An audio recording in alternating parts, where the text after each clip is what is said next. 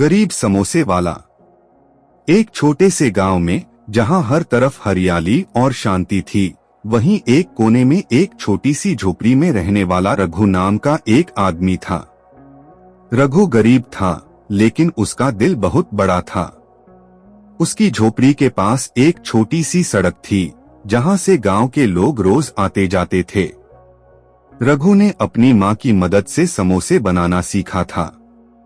उसकी माँ कहती थीं, बेटा, इस दुनिया में अगर कुछ लोगों के चेहरों पर मुस्कान ला सको तो वही असली सफलता है।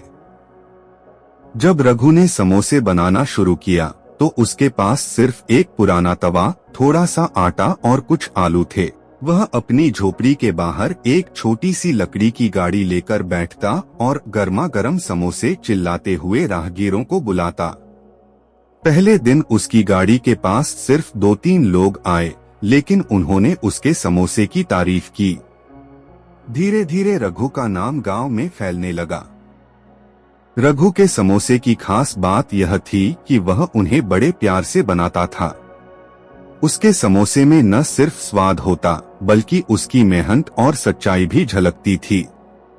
समोसे की खुशबू इतनी लाजवाब थी कि लोग दूर दूर से आने लगे। वह हर ग्राहक के साथ मुस्कान के साथ बात करता और उनकी पसंद नापसंद का ध्यान रखता। लेकिन रघु की जिंदगी में सब कुछ आसान नहीं था।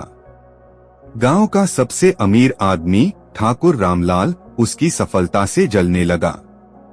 रामलाल के बेटे की मिठाई की दुकान थी और समोसे की बिक्री उसके धंधे को नुकसान पहुंचा रही थी।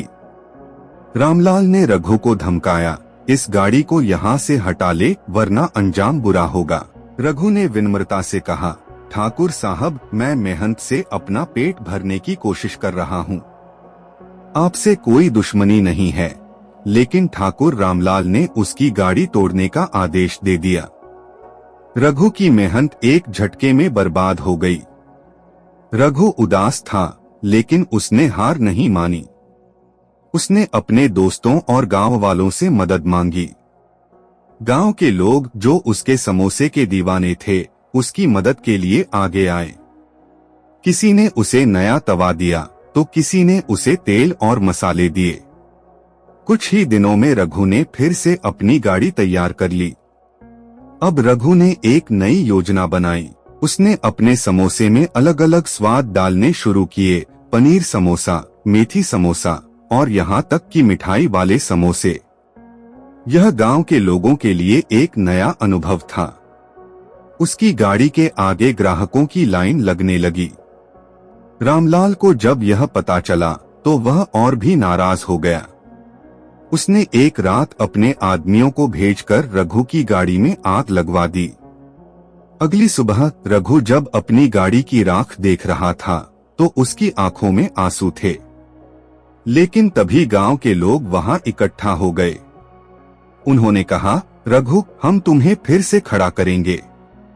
ठाकुर की ताकत हमसे बड़ी नहीं है।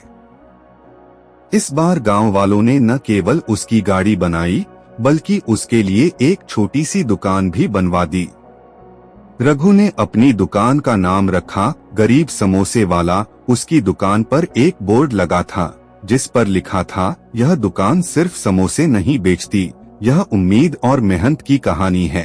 कुछ ही महीनों में रघु की दुकान पूरे जिले में मशहूर हो गई। लोग उसकी सादगी और मेहनत से प्रेरित होकर उससे मिलने आते। धीरे धीरे रघु ने अपनी माँ के नाम पर एक छोटा स्कूल खोला, जहाँ गरीब बच्चों को मुफ्त शिक्षा मिलती थी। ठाकुर रामलाल को अपनी गलती का एहसास हुआ। उसने रघु से माफी मांगी और वादा किया कि वह आगे से गरीबों की मदद करेगा। रघु की कहानी साबित करती है कि मेहनत और सच्चाई से इंसान किसी भी मुश्किल को पार कर सकता है। उसका जीवन हमें सिखाता है कि हर चुनौती के बाद एक नई सुबह होती है, बस हमें अपनी उम्मीदों को जिंदा रखना चाहिए। दोस्तों, वीडियो पसंद आया हो तो लाइक और शेयर कर दीजिए और नए वीडियो के लिए हमारे चैनल को भी सब्सक्राइब कर लीजिए।